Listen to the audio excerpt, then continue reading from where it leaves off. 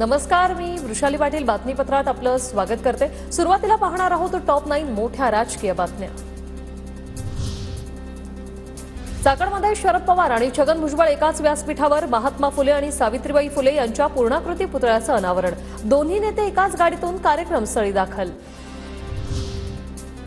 सावित्रीबाई फुलेंच्या जयंतीनिमित्त साताऱ्यातील नायगावात कार्यक्रम। फडणवीस आणि भुजबळांचा एकत्र गाडीतून प्रवास।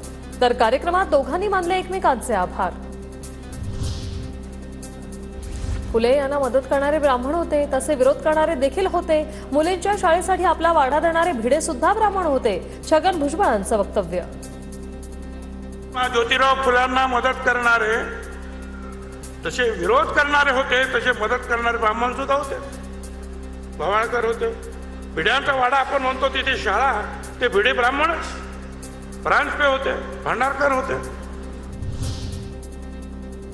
अजित पवार 2 मोठ्या जिल्ह्यांचे पालकमंत्री होणार, सूत्रांची माहिती। पुण्यासह आणखी एका जिल्ह्याचं पालकमंत्रीपद दादांकडे जाणार असल्याची माहिती। बीडचं पालकमंत्रीपद राष्ट्रवादीने मागितलं आहे। पालकमंत्री कुणाला नेमायचं हा त्यांच्या पक्षाचा अधिकार। चंद्रशेखर बावनकुळेंची माहिती।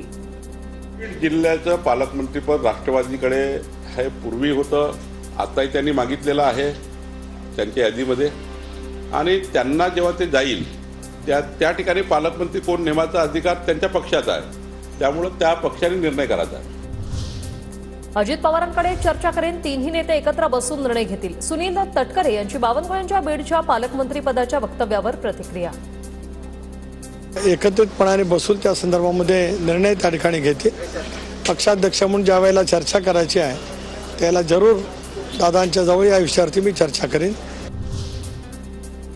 छगन भुजबळांनी समता परिषदेचा एखादा पक्ष काढावा, आम्ही त्यांच्या सोबत युती करू। महादेव जानकरांचं वक्तव्य। तर जानकरांची ती सूचना, बघू काय करायचं ते। भुजबळांची प्रतिक्रिया। गृहनिर्माण विभागाच्या बैठकीत एकनाथ शिंदेंकडून मराठीचा आग्रह। बैठकीत प्रेझेंटेशनमध्ये इंग्रजी स्लाइडला शिंदेंचा आक्षेप। प्रेझेंटेशनची स्लाइड मराठीत का नाही, एकनाथ शिंदेंचा सवाल। सावित्रीबाई फुलेंनी भारतात स्त्री शिक्षणाची मुहूर्तमेढ रोवली। महापुरुषांच्या स्मारकांसाठीही कायदेशीर लढाया लढाव्या लागणं दुर्दैव। सावित्रीबाई फुलेंच्या जयंतीनिमित्त राज ठाकरे यांचं हे ट्विट।